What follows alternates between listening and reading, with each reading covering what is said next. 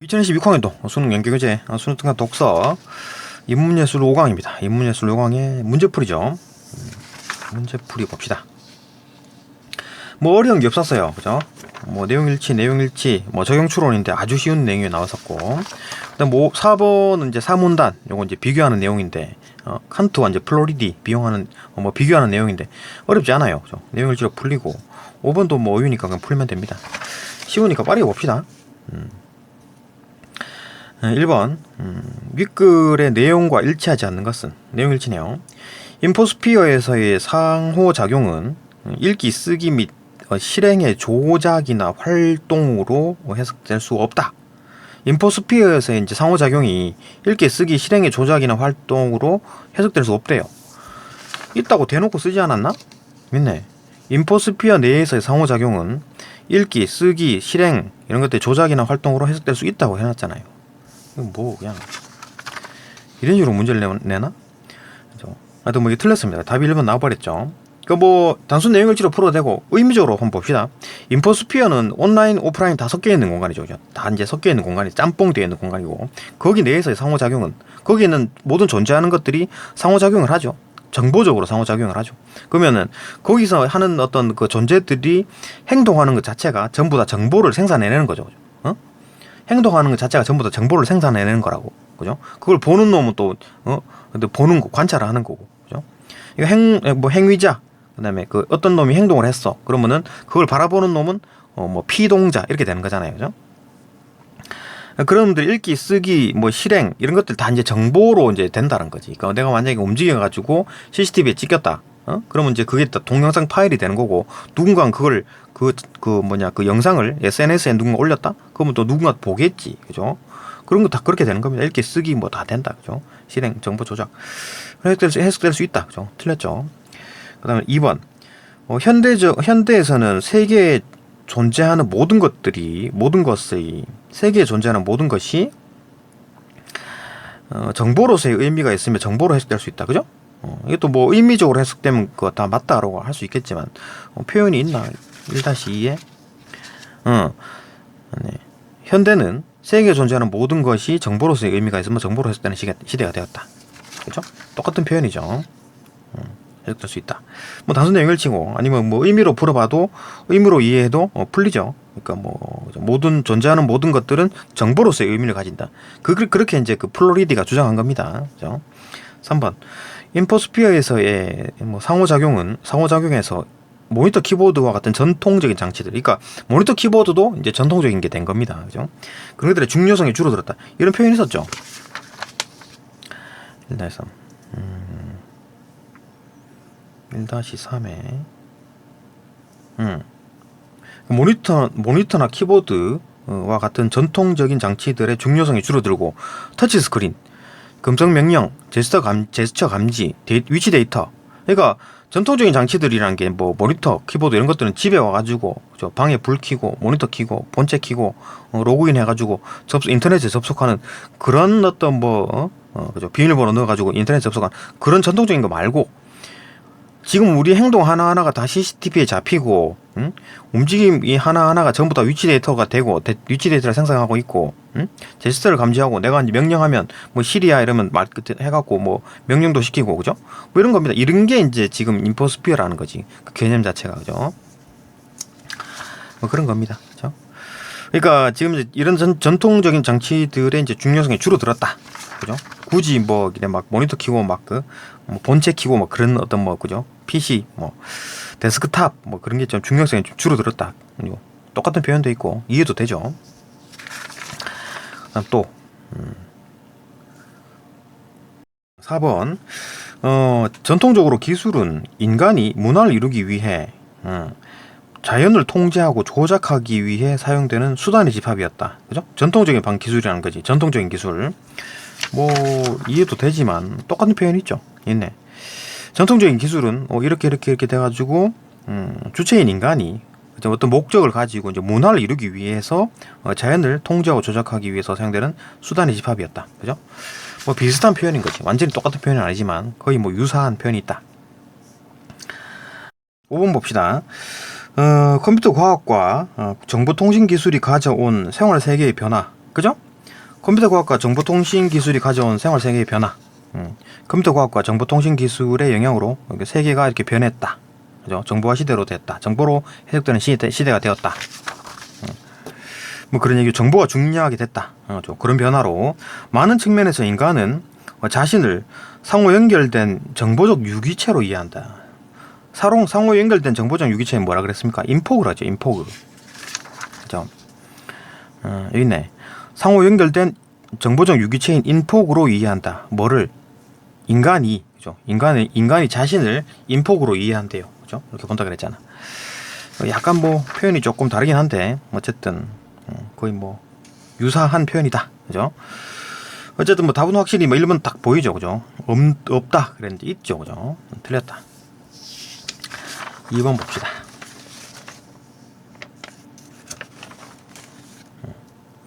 그래서 2번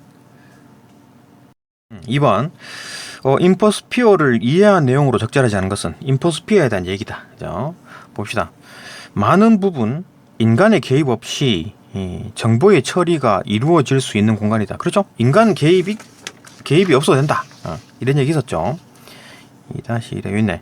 인간의 개입 없이 수많은 정보 이런 것들이 이제 이루어지는 공간이다. 그죠? 정보 처리가 이루어진다. 그러니까 인간의 개입 없이 AI가 이제 아주 많이 발전해가지고, 그죠? 아주 많이 발전해가지고 뭐 굳이 막 다 인간이 하나하나씩 안 해도 알아서, 그죠? AI가 처리해 주더라. 뭐 그런 시대다. 그런 공간이다. 그죠?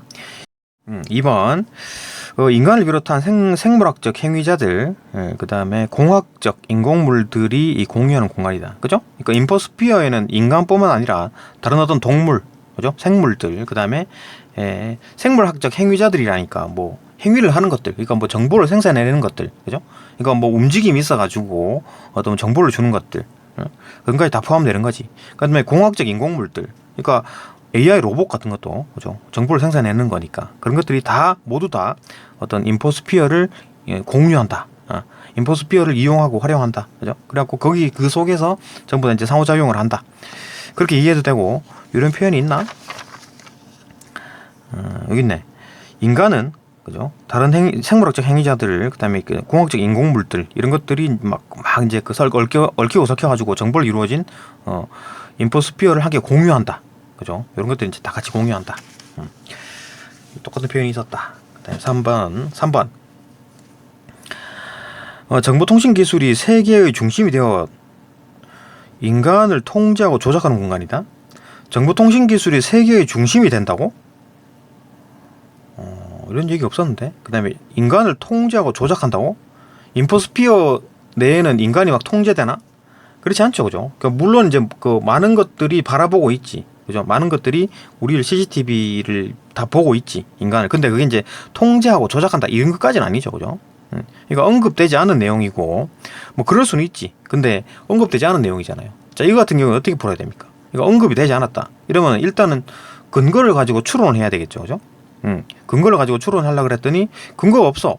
인간이 막 통제되고 있는 상황이라든지 아니면 막 인간이 막 조작되고 있는 상황, 그런 상황은 아예 없어요. 그죠? 그러니까 그렇게 추론을 못 하지. 근데 만약에 그렇게 추론을 했다, 근거도 없이 추론을 했다, 그럼 뭐 뇌피셜이 되는 거야. 뇌피셜. 그죠? 그러니까 근거가 있게 추론을 하게 되면 추론이고, 근거가 없이 이럴 것 같은데 라고 그렇게 추론해버리면, 근거 없이 추론해버리면 뇌피셜이 되는 거죠. 그죠? 그러니까 뇌피셜을 했을 때 맞을 수도 있고 틀릴 수도 있습니다. 그죠? 맞을 수도 있고 틀릴 수도 있어요. 그럼 어떻게 해야 됩니까? 틀린 거지. 그죠? 틀린 겁니다. 그죠? 어쨌든 그 어떤 뭐 추론을 할 때는 본문에 없다라고 할 때 이제 추론을 해야 되는데, 그때는 이제 확실히 근거를 가지고 추론해야 됩니다. 그죠? 이것처럼 이제 근거를 찾을 수 없는 것들은 틀린다. 그죠? 함부로 뇌피셜을 써서는 안 된다. 내용이 없다. 그죠? 3번 틀렸습니다. 그러니까 뭐 인간이 통제되고 조작되지 않는다라는 말은 없잖아요. 그죠? 그것도 없어요. 그죠? 그러니까 인간이 통제되고 조작이 된다라는 말도 없고, 인간이 통제되고 조작되지 않는다 이런 말도 없잖아요. 둘 다 없기 때문에 추론을 해야 되는 거지. 그죠? 무슨 말인지 이해 알겠죠? 그죠? 4번. 거주하는 모든 존재자는 정보적 존재라는 면에서 물리적인 차이가 없는 공간이다. 거주하는 모든 존재자는 그러니까 뭐 인간, 그다음에 뭐 생물학적 행위자들, 그다음에 뭐 공학적 인공물 이런 것들이 전부 다 이제 그 정보적 존재라는 면에서 물리적 차이가 없는 공간이다. 여기 이제 뭐 똑같은 표현이 있었죠. 물리적 공간, 물리적 뭐 차이가 없는 거. 여기 있네. 모든 이제 이제 모든 존재자나 행위자는 모두 동등하게 해가지고 동등하게 이제 정보적이라는 면에서 어떤 물리적 차이도 없다. 그죠? 똑같은 표현이 있잖아. 똑같은 표현도 있고 이해를 해봅시다. 그러니까 뭐 CCTV를 찍었는데 뭐 사람 같이 생긴 게 하나 지나갔다. 그 다음에 고양이 같이 생긴 게 하나 지나갔다. 똑같죠, 그죠? 그 정보적인 면에서는 똑같다라는 겁니다. 그죠? CCTV를 봤는데, 그죠? 이거 인간이라 그래가지고 막 대단한 게 지나갔다 이런 게 아니고, 그죠? 사람 같은 게 하나 지나갔고 고양이 같은 게 하나 지나갔다. 뭐 그냥 뭐 똑같은 어떤 뭐 차이가 없다, 물리적 차이가 없다 이래 보는 겁니다. 5번 사이버 공간을 포함해 가지고 인간이 사는 생활 환경 전체를 포함하는 포함하는 공간이다. 모두 포함하는 공간이다. 그렇죠? 사이버 공간도 포함되고 실제로 사는 어떤 생활 환경, 실제 생활, 실제 세상 이런 것들이 다 섞여 있는 거죠. 온오프라인이 섞여 있는 공간이죠, 그죠? 2-5. 단순히 사이버 공간만을 의미하는 것이 아니라, 그러니까 사이버 공간도 포함한다는 얘기지, 그죠? 사이버 공간을 배제시킨다는 얘기가 아니고 사이버 공간도 포함하고, 그다음 실질적인 생활 환경 전체를 포함한다, 총칭한다, 그죠? 그 온오프라인이 섞여 있다 그랬잖아요. 온오프라인이 이제 그 몸은 오프라인에 있고 뭐 있지만, 그죠? 전부 다 섞여 있다, 그죠? 언제나 이제 온라인과 연결되어 있다, 그죠? 온오프라인이 이 경계도 무너졌다, 그죠? 오프라인과 온라인이 경계가 무너졌다. 그러니까 다 섞여 있다는 얘기지. 맞고 답은 뭐 3번이죠, 그죠? 언급이 안 된 거고, 뭐 공간, 뭐 인간이 통제되고 조작되는 공간이다라는 표현도 없었고, 인간이 통제되고 조작되는 공간이 아니다라는 표현도 없었지만, 추론하게 되면 뭐 이렇게까지 나간 건 없었고, 그다음에 뭐 뇌피셜을 쓰게 되면 맞는 게 아닌가, 그럴 수도 있다 해갖고 이제 뭐 맞다고 하면 틀린다, 그죠? 그런 얘기였다. 3번 넘어갑시다. 3번. 3번 봅시다. 윗글을 바탕으로 보기를 이해한 반응으로 적절하지 않은 것은, 적용 추론 보기 봅시다. A 회사는 인공지능 관련 기술을 비롯한 각종 정보통신 기술을 활용해 가지고 사옥, 그러니까 회사 그 건물 내부에 직원들만 이용할 수 있는 무인 편의점을 설치했대요. 그래가지고 운영하고 있다. 각 직원은 스마트폰에 설치한 앱을 통해 회사가 구축한 온라인 공간에 관심 분야를 설정한다. 관심 분야를 설정했어. 내가 뭐 햄버거를 좋아한다, 그러면, 그죠? 그럼 햄버거에 관련된 햄버거를 좋아한다고 이제 그 관심 분야를 설정해 놨겠지.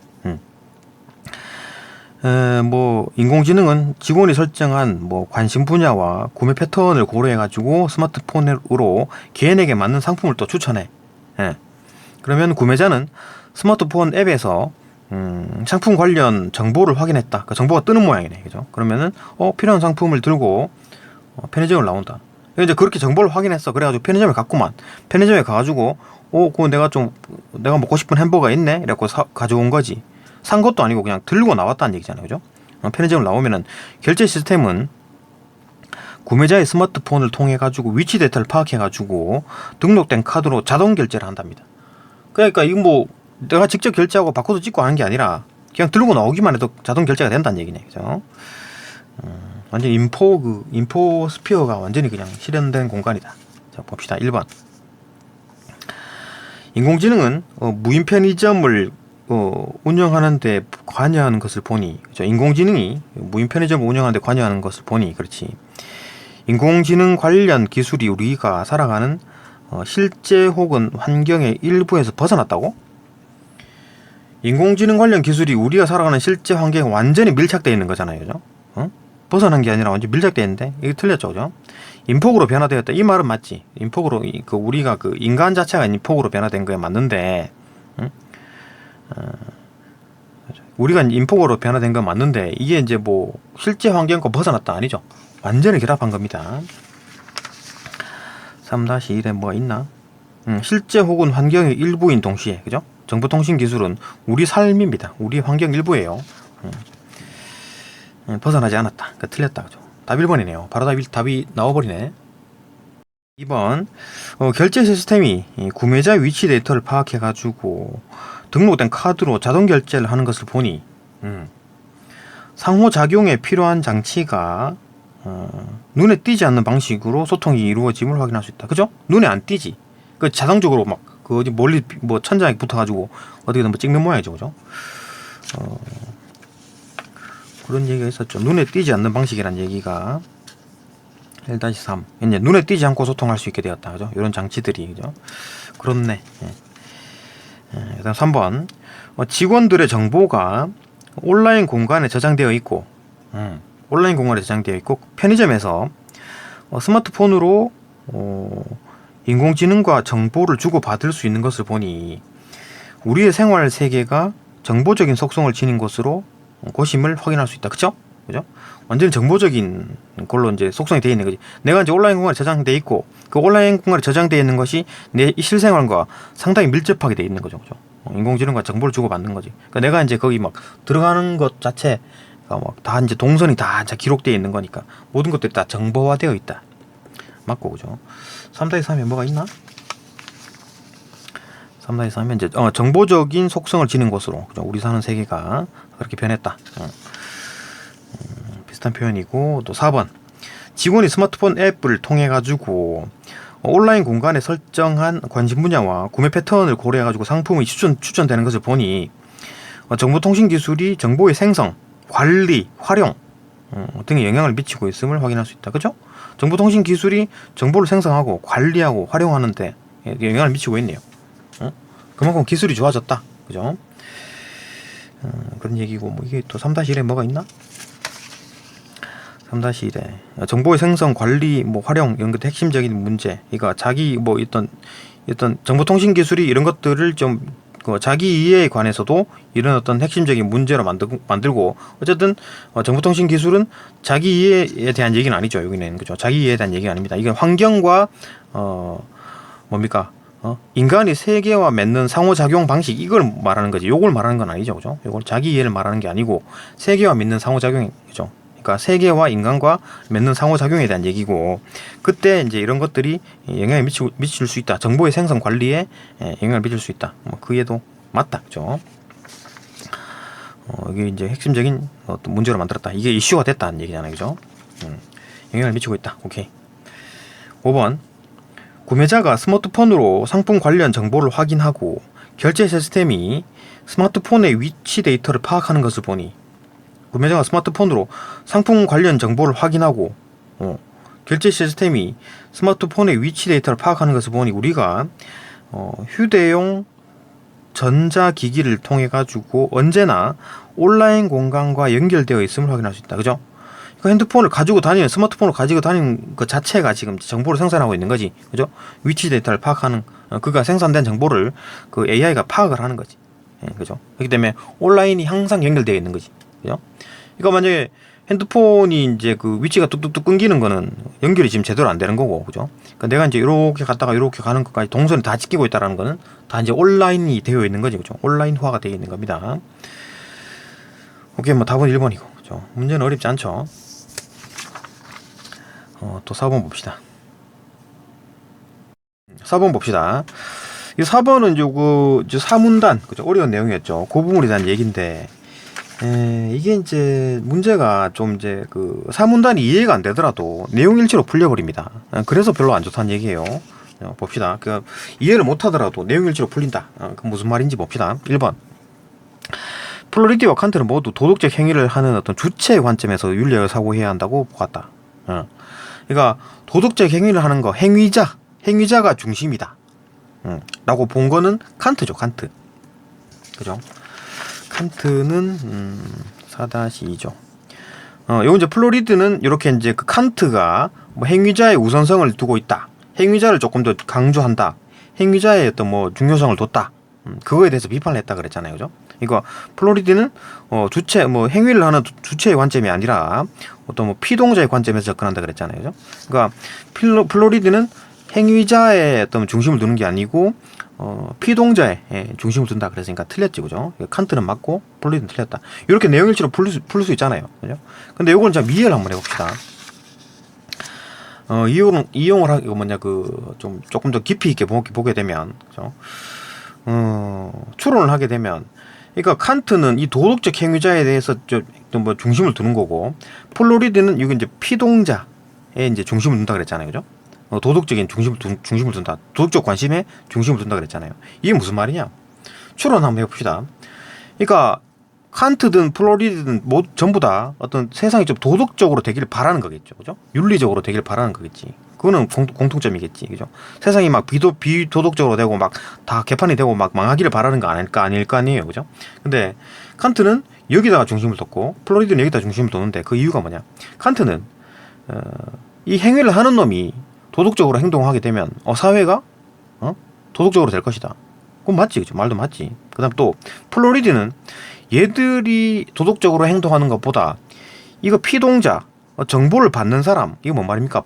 바라보는 사람, 관찰하는 사람, 감시하는 사람, 얘들이 도덕적으로 도덕심을 가지고 얘를 관찰하게 되면, 감시하게 되면 얘들이 자동적으로 도덕적 행동을 할 것이다. 어쨌든 그렇기 때문에 행동하는 놈들이 도덕적으로 행동하는 건 똑같잖아요, 그죠? 그러니까 얘들이 잘 감시해가지고 얘가 또 도덕적으로 행위를 하게 되면 그 사회도 도덕적인 사회가 된다.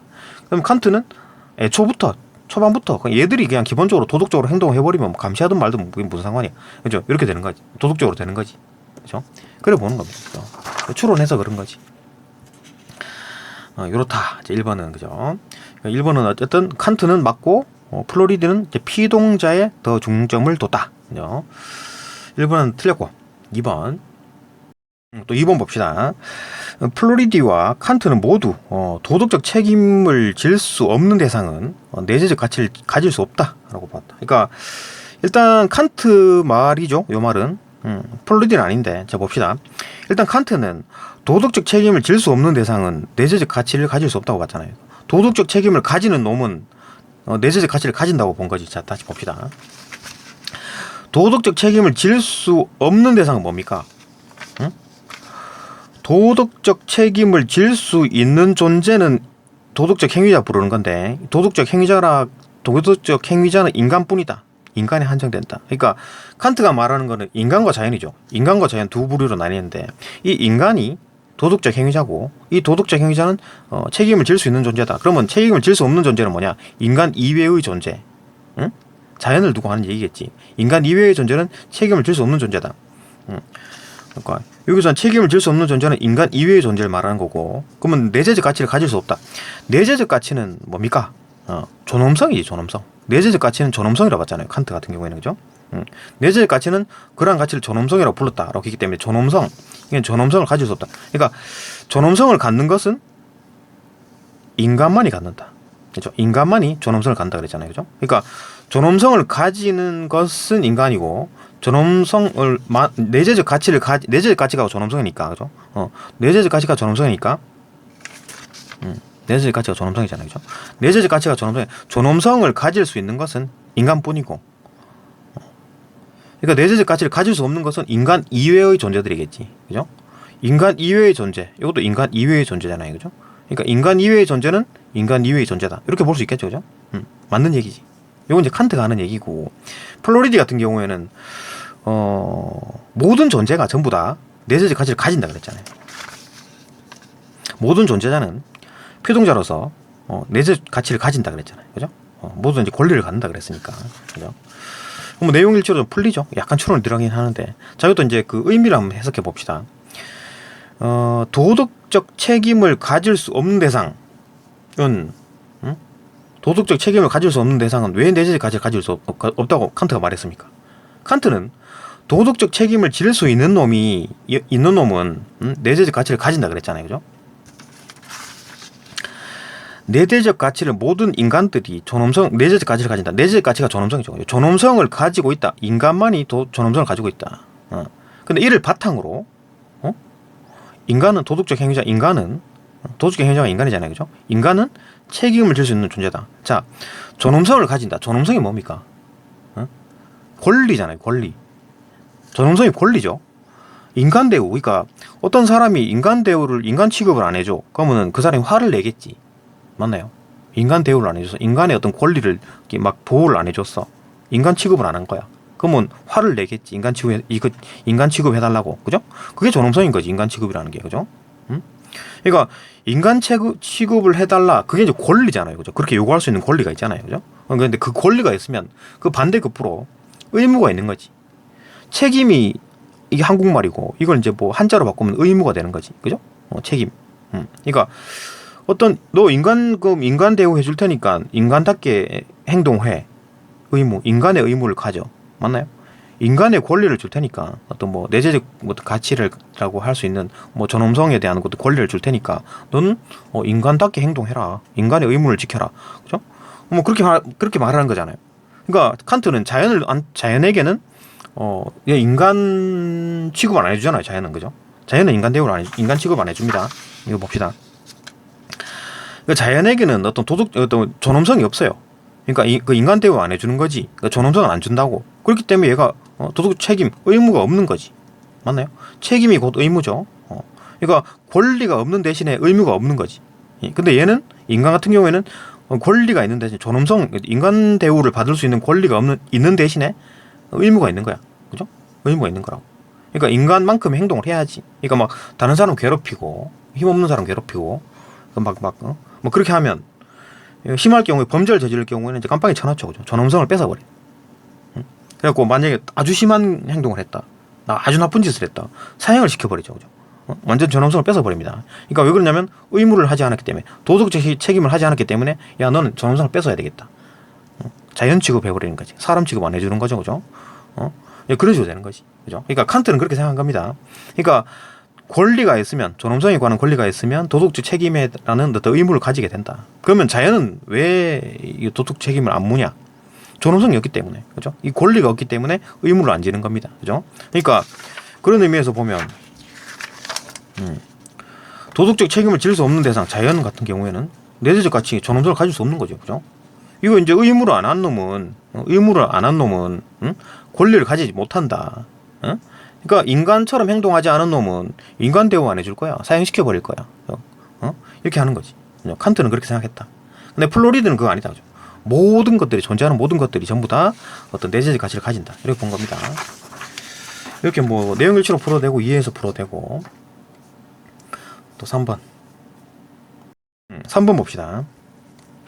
플로리디와 칸트는 모두 도적 가치를 갖는 대상과 내재적 가치를 갖는 대상의 존엄성을 갖는다. 모두 다 이제 존엄성을 갖는다. 이거는 플로리디에 대한 얘기지. 물론 뭐 존엄성이라는 얘기는 플로리디가 직접 쓰지는 않았어요. 그죠? 본문에는 플로리디가 이제 존엄성에 대한 얘기는 없어요. 근데 이 부분에서 보게 되면 칸트가 말하는 내재적 가치는 존엄성이라는 얘기잖아요. 그죠? 칸트는 그러한 가치를 존엄성이라고 봤기 때문에 결국 이제 칸트가 말하는 내재적 가치, 칸트가 말하는 존엄성을 피동자 중심의 윤리학과 결합했다 그랬으니까 결국은 이제 뭐 내재적 가치가 뭐 존엄성이라고 볼 수 있죠. 그죠? 칸트가 말하는 내재적 가치는 존엄성이니까 그런 의미에서 보면 뭐 모든 것들이 다 모든 존재자는 내재적 가치를 가진다 그랬으니까 모든 것들이 다 존엄성을 가진다라고 보는 게 맞겠지. 그러니까 뭐 직접적으로 얘기는 안 하고 권리라는 말을 쓰긴 했는데 어쨌든 뭐 존엄성이라고 보면은 플로리디 같은 경우에는 뭐 그 내재적 가치가 존엄성이라고 말하는 어떤 칸트의 생각을 그대로 받아들인다면, 그죠? 플로리디는 뭐 도구적 가치를 가지는 놈이나 내재적 가치를 가지는 놈이나 모두 다 존엄성을 가진다고 보는 게 맞겠고, 플로리디는 칸트는 아니죠. 칸트는 도구적 가치를 가지는 대상은 뭡니까? 인간 이외의 존재들, 인간 이외의 존재들, 수단으로서 되는 어떤 상대적 가치. 그러니까 뭐 인간 이외의 것들인데 그거에 대한 직접 얘기는 없나? 그러니까 이제 도구적 가치를 그러니까 인간만이 내재적 가치를 갖는다. 그 내재적 가치는 존엄성이다 그랬기 때문에 인간 이외의 모든 존재들, 그것들은 도구적 가치에 해당하고, 그죠? 그 도구적 가치는 곧 뭐 자연에 해당하는 거겠지, 그죠? 그렇게 추론할 수 있겠지, 그죠? 어쨌든 간에 이 도구적 가치를 갖는 대상은 존엄성, 내재적 가치를 갖지 않겠죠. 얘는 갖지 않습니다. 인간 이외의 것들이고, 요거는, 그죠? 칸트가 말하기를 도구적 가치를 갖는 대상은 인간 이외의 것들이고 내재적 가치를 가지는 대상은 인간이고, 그 인간만이 존엄성을 가진다 그랬으니까 얘들은 존엄성을 갖지 않지, 그죠? 칸트는 가지지 않는다. 플로리디는 이놈이든 뭐 도구적 가치를 가지든 뭐 내재적 가치, 그러니까 플로리디는 도구적 가치를 가진다는 말을 하지를 않았어요. 어떤 모든 존재가 전부 다 내재적 가치를 가진다 그랬고, 어떤 놈은 도구적 가치를 가지고 뭐 가진다 이런 얘기를 하지 않았어요. 플로리드는 그죠? 말조차 틀려버렸지. 어쨌든 간에 모든 대상이라고 본다면 그죠? 이런 대상과 이런 대상 칸트가 말하는 어떤 자연 그죠? 그다음에 이제 그 인간 뭐 그렇게 본다면 이 자연이든 인간이든 모두 다 전험성을 가진다고 보는 게 이제 플로리디다 이렇게 보는 거지. 그래 보면 이제 플로리드는 맞고 칸트는 틀린 겁니다. 그죠? 이거 뭐 좀 명확하지가 않죠. 그죠? 이렇게 추론을 하는 수밖에 없어요. 문제가 깔끔하지도 않고 그죠? 또 넘어가서 4번 플로리디는 인포스피어의 모든 존재자는 내재적 가치를 지닌다. 그죠? 모든 존재자는 내재적 가치를 가진다. 내용 일치죠. 칸트는 인간만이 내재적 가치를 갖는다. 내용 일치네. 칸트는 그러한 가치를 존엄성이라고 불렀다. 그러니까 그러한 가치가 뭔데? 내재적 가치잖아요, 그죠? 내재적 가치가 이제 존엄성이니까 내재적 가치는 라고 부르고 내재적 가치가 존엄성이라고 부르고 그런 것들은 인간만이 존엄성을 갖는다. 인간만이 내재적 가치를 갖는다. 그죠? 내재적 가치와 존엄성이 똑같은 거니까 똑같은 걸로 봤으니까 그러니까 인간만이 내재적 가치를 갖는다. 요건 뭐 그냥 뭐 내용 일치 수준으로 풀리죠. 5번 봅시다. 이것도 좀 어려워요. 봅시다. 플로리디는 도덕적 행위자의 범위가 도덕적 책임을 질 수 없는 대상으로 확대될 수 없다. 이게 무슨 말입니까 이게? 도덕적 행위자의 범위 도덕적 행위자의 범위가 뭐야? 그러니까 이 도덕적 행위자의 범위가 어떻게 되냐고. 인간만이 되냐? 그러니까 칸트는 도덕적 행위자의 범위가 인간뿐이라고 그랬잖아요. 맞나요? 칸트는 도덕적 행위자는 책임질 수 있는 존재고 이것은 인격적 존재라 해서 인간에 한정된다 그랬잖아요. 그죠? 도덕적 행위자는 인간뿐이야. 도덕적 행위자는 인간뿐이라고. 근데 도덕적 행위자는 플로리디가 말하는 도덕적 행위자는 언급이 안 돼 있어요. 범위가 어딘지. 근데 플로리디가 말하는 어떤 행위의 수신자 피동자는 그 범위가 언급이 돼 있어요. 뭐 인격체, 생물, 기술, 인공물. 피동자가 어딨나? 여기가 안 보이지? 피동자의 범위가 있을 텐데. 있네. 피동자는 인격체나 생물뿐만 아니라 뭐 기술이나 뭐 인공물을 포함한다 그랬잖아요. 피동자는 그죠? 그러면은 야 피동자뿐만 아니라 뭐 행위자는 뭐 언급이 왜 안 됐냐고 그죠? 이 언급을 해놨었어야지 그죠? 자 그럼 추론을 해봅시다. 언급이 없기 때문에 일단 이거 뭐 요거는 이제 피동자는 이제 뭔가 행동을 바라보는 놈 그죠? 그러니까 어떤 도덕적 행위를 했을 때 도덕적 행위를 하는 것 순간이 곧 정보를 만들었고 정보를 만든 거잖아요. 그죠? 뭐 길을 가다가 쓰레기를 주워갖고 휴지통에 넣었어.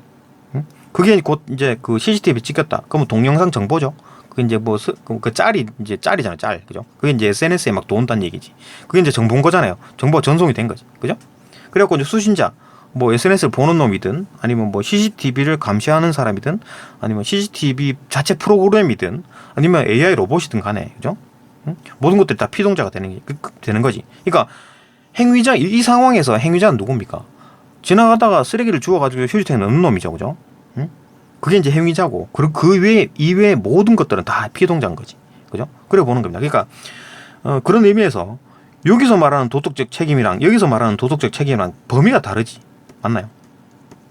여기서 말하는 도덕적 책임은 그 칸트가 말하는 도덕적 책임은 인간만이 태어나면서 기본적으로 존엄성을 가지고 태어나잖아요. 존엄성을 가지고 태어나기 때문에 그 권리를 가지기 때문에 당연히 그에 반대급부로 의무를 가지게 된다. 그렇기 때문에 이 도덕적 책임은 상당히 넓은 범위에 아주 광범위한 어떤 의무죠, 그죠? 근데 요거는 봅시다. 여기서 말하는 도덕적 책임은 행위를 했다는 얘기잖아. 아주 특정한 사건에 특정한 시간에 그죠? 특정한 시간에 특정한 사건을 한 그 행위, 그 행위에 대한 도덕적 책임입니다. 맞죠? 맞죠, 그죠? 그러니까 그 행위를 이거는 행동을 했고 얘는 행동을 했고. 얘들은 그냥 관찰만 했잖아요. 피동자들은 그냥 지켜보기만 한 겁니다. 그죠? 지켜보기만 한 거잖아. 얘들의 행위에 가담했나요? 가담하지 않았지. 지켜봤잖아. 그러니까 도덕적 책임이 없는 거지. 그런 의미에서 도덕적 책임이 없는 겁니다. 얘들은 도덕적 책임이 없지. 왜? 기본적으로 존엄성이 없이 태어났잖아요. 동물들, 나무 이런 것들, 그죠? 그러니까 기본적인 존엄성이 없기 때문에 도덕적 책임, 전반적으로 도덕적 책임이 없다라는 건 어떤 뭐 기본적으로 박힌 거고. 여기에 도덕적 책임이 없다랑 여기서 도덕적 책임이 없다랑 개념이 다르지. 맞나요? 기본적인 아주 광범위한 도덕적 책임이 없다라는 거고 이거는 어떤 행동을 하지 않았기 때문에 그 행동에 대한 책임이 없다라는 겁니다. 이해되죠, 그죠? 그러니까 어떤 행위자가 어떤 행동을 했을 때 그걸 바라보는 피동자는 어떤 뭐 그 행동에 대한 책임을 안 지지. 거기에 책임 그 행동이 연루가 안 됐으니까 그 대신에 책임을 물을 수가 있지. 맞나요? 얘가 이제 쓰레기를 만약에 그 안 줍고 이제 휴지통에 안 넣었어. 그런 행동을 했다고. 그러면은 관찰자는 얘한테 책임을 물을 수가 있잖아. 야, 그거 좀 쓰레기 좀 주워가지고 좀 휴지통에 넣지. 물을 수가 있잖아요, 그죠? 그 말입니다, 그죠? 얘들은 책임을 못 묻지, 그죠? 왜? 얘들은 그냥 도구적 가치, 아주 그냥 인간보다 낮은 존재니까 저는 뭐 권리도 없고 의무도 없고 이런 애들이기 때문에 그냥 뭐 길 가다가 똥을 싸든지 뭐 그냥 강아지가 똥을 싸도 뭐 강아지 보고 막 뭘 하지는 않을 거 아니에요, 그죠? 책임을 묻지 않습니다. 근데 얘들이 또 뭐 강아지나 이런 것들이 인간에게 막 책임을 묻고 막 왜 그러냐고 막 왜 효도를 안 하느냐, 왜 부모님께 효도를 안 하느냐 이게 물을 수가 없죠, 그죠? 얘는 물을 수가 있지. 효도를 안 한 거에 대한 지켜보는 사람들이 야 효도 좀 해라, 그죠? 책임 물을 수가 있는 거잖아요. 그 행동에 대한 어떤 도덕적 책임이니까, 그죠? 행위자는. 그러니까 그런 의미에서 보면 행위의 수신자가 인격체, 사람도 포함이 되네. 수신자는. 그러니까 관찰하는 거는 사람도 관찰할 수가 있고 옆에 뭐 동물이 관찰할 수도 있고 아니면 AI 로봇이 관찰할 수도 있고 아니면 AI 프로그램 자체가 관찰할 수도 있는 거잖아요, 그죠? 그 말입니다. 그러면은 뭐야? 그럼 오늘 얘가 쓰레기를 안 줍고 지나갔다. 근데 이 중에 한 놈, 행위의 수신자, 피동자 중에 한 놈이 내일 얘가 쓰레기를 안 줍고 지나갈 수 있는 거잖아요. 그럼 얘가 행동을 한 거기 때문에 얘가 행위자가 되는 거지. 그러니까 이게 범위랑 이거 범위랑 한 가지죠, 그죠? 행위자나 이렇게 누구냐가 문제가 아닌 거지. 그러니까 누구라도 어떤 행동을 하게 되면 행위자가 되는 거고, 누구라도 어떤 그 관찰을 하게 되면 피동자가 되는 거지. 행동을 하지 않고 관찰을 하게 되면, 그죠? 피동자가 되는 겁니다. 그러니까 여기 있는 놈이 이래 될 수도 있고 여기 있는 놈이 이렇게 갈 수도 있는 겁니다, 그죠? 그런 범위, 그렇게 이제 이해를 하고 봅시다. 그러면은 플로리드는 도덕적 행위자의 범위가 도덕적 행위자의 범위가 전범이라고 보는 거지. 인터스피어에 있는 모든 존재라고 보는 거지, 그죠? 그러면 이제 도덕적 책임을 질 수 없는 대상, 도덕적 책임을 질 수 없는 대상은 행동을 하지 않은 놈들이고, 그죠? 어떤 특정 행동을 하지 않고 이제 바라보기만 했던 놈들이겠지. 얘들 피동자겠지. 피동자로 확대될 수 없다, 확대될 수 있죠. 그러니까 물론 도덕적 행위자의 범위라는 게 행위를 직접 했냐 안 했느냐 그렇게 따지는 게 아니라 이 도덕적 행위자의 범위에 포함될 수 있는 것들, 존재는 뭐냐? 모든 존재겠지, 그죠? 여기 있는 어떤 누구라도 도덕적 행동을 할 수 있는 거잖아요. 행위를 할 수가 있는 거지. 그렇게 되면 얘들이 행위자가 되는 거고 그 이외의 존재들은 전부 다 피동자가 되는 거지. 그걸 지켜보는 어떤 존재들은, 그죠? 그러면 그런 의미에서 보면 도덕적 행위의 어떤 범위라는 거는 누구라도 될 수 있다, 그죠? 도덕적 책임을 질 수 없는 대상, 이 피동자에 속하는 이것들도 언젠가는 내일이라도 행위자가 될 수 있는 겁니다. 행위자의 범위가 될 수 있는 거지. 근데 지금 현재 시점에서 바라본다면 도덕적 행위자의 범위는 행동을 한 놈이고 그 외의 모든 것들은 다 피동자잖아요, 그죠? 이 세상 모든 것들이 다 피동자야. 내가 쓰레기를 주워가지고 줍지 않고 그냥 지나갔다라는 건 나 하나뿐이고 행위자는 나 하나뿐이고 그 외의 모든 존재는 전부 다 피동자입니다, 그렇죠? 그러면 이제 범위가 이거는 행동한 놈, 책임을 질 수 없는 대상은 피동자이기 때문에 확대가 될 수가 없는 거지. 행동을 한 놈과 행동을 하지 않은 놈과 어떻게 똑같냐고 완전 반대되는 개념인데, 그죠? 그렇게 봐도 되고, 그죠? 이거 문제가 별로 안 좋죠. 그죠? 그렇게 해석될 수도 있는 겁니다. 어쨌든 간에 다 틀린 거지. 맞나요? 그러니까 첫 번째 언급한 걸로 얘기하면 첫 번째 언급한 걸로 얘기하게 되면 도덕적 행위자의 범위는 이제 모든 생물을 말하는, 모든 어떤 인터스피어에 있는 모든 존재들을 말하는 거고, 그다음에 도덕적 책임을 질 수 없는 대상도 모든 어떤 인터스피어에 존재하는 모든 존재자가 다 될 수 있는 거지, 그죠?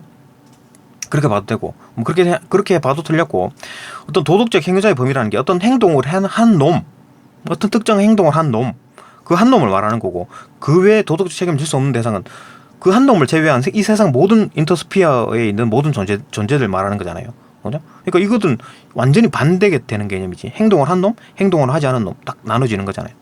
그러니까 확대되고 나발이고 완전히 반대 개념인데 틀려버렸죠. 그렇게 해석해도 되고, 그죠? 어쨌든 틀렸다.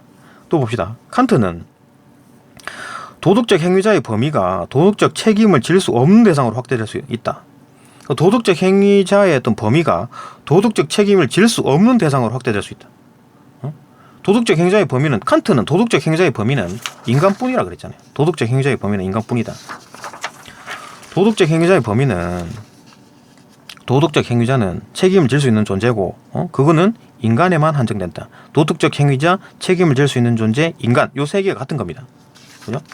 도덕적 행위자의 범위가 인간뿐이지. 그리고 그게 도덕적 책임을 질 수 없는 대상, 이게 뭡니까? 인간 이외의 다른 존재들이겠지. 그죠? 칸트가 살던 시대는 컴퓨터 이런 게 없었기 때문에, AI 이런 게 없었기 때문에 자연을 말하는 거겠지. 그죠? 그러니까 도덕적 행위자의 범위는 인간이고, 인간은 도덕적 책임을 질 수 없는 데서 자연으로 확대될 수 있다고 틀렸죠. 그죠? 자연과 인간은 완전히 다른 개념입니다. 그죠? 그러니까 칸트는 인간과 자연을 완전히 두 개로 나눠 분리를 한 거지. 이분법적 사고죠. 얘들은 우선권이 있고 존엄성을 가지고 도덕적 책임을 질 의무가 있습니다. 그죠? 근데 얘들은 존엄성도 없고 도구적 가치고 인간이 그냥 이걸 이용하는 존재다. 권리도 없고 의무도 없습니다. 그렇기 때문에 그죠? 완전히 다른 존재다. 범위가 포함이 안 돼. 확대도 안 돼. 이거는 인간이고 도덕적 책임을 질 수 없는 대상은 자연이고. 그죠? 이때 완전히 벗어난다. 이렇게 볼 수 있다. 그죠? 좀 어려운 개념이었습니다. 이거 이해하면서 봐도 되고, 이제 문제는 그 내용 일지로 풀려버리니까, 그죠? 좀 문제가 좀 좋지 않다라고 보는 거고, 확실히 이해하고 보느냐 아니면 단순히 내용 일지로 이제 문제만 푸느냐, 그게 이제 다른 개념이다. 그죠? 또 5번 넘어갑시다. 5번 오이 봅시다. 문맥상 A와 의미가 가장 가까운 것은? A가 뭐냐면은 오프라인과 온라인 사이의 경계가 무너졌다고? 오프라인과 온라인 사이의 경계? 그죠. 1번 제방이 무너졌다. 제방. 하여튼 무너지는 건 또 비슷한데. 전통 사상과 사회 체계가 무너졌다. 이게 비슷하네. 그러니까 전통 사상, 그다음에 사회 체계, 그다음에 온라인과 오프라인 사이의 경계, 이런 거 좀 비슷한 카테고리에 들어가지 않나요? 제방이야 실제로 하천 제방은 무너지는 거, 그런 얘기를 하는 거니까. 그죠? 물질에 대한 얘기잖아요. 그죠? 그다음에 3번 가슴이 무너졌다, 틀렸고, 선발 투수가 무너졌다, 틀렸고, 침묵이 무너졌다, 틀렸습니다. 그러니까 1번 아니면 2번인데, 그러니까 이제 제방 같은 경우에는 이제 뭔가 좀 실물에 대한 얘기고, 요건 이제 어떤 개념 그런 거니까. 그죠? 이것도 이제 개념에 해당하는 거죠. 오프라인과 온라인, 이런 어떤 카테고리 범위로 보게 되면 좀 쉽게 찾아낼 수 있다. 2번 답이죠. 이게 다인가? 하여튼 여기까지 보고, 이게 쉽지 않은 지문이었습니다. 그죠? 이게 좀 설명이 좀 자세하게 되어 있으면 좀 좋은데, 추론 원인을 좀 많이 했어요. 그죠? 그게 이제 맞는지 틀린지 모르겠는데, 하여튼 여기 있는 근거를 가지고 추론을 좀 많이 했습니다. 일단 여기까지 보고 또 다음 영상 넘어갑시다.